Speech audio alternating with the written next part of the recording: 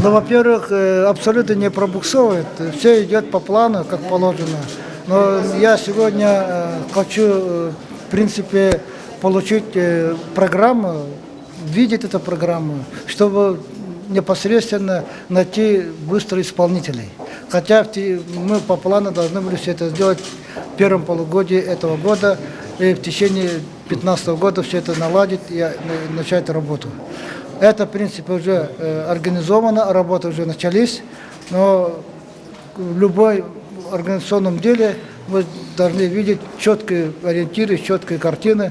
Вот с этой точки зрения требования сегодня были поставлены. Со стороны Академии наук Российской Федерации, особенно именно с Академией наук Российской Федерации, в этом плане очень большой интерес, потому что они понимают те задачи, которые поставлены президентом Российской Федерации.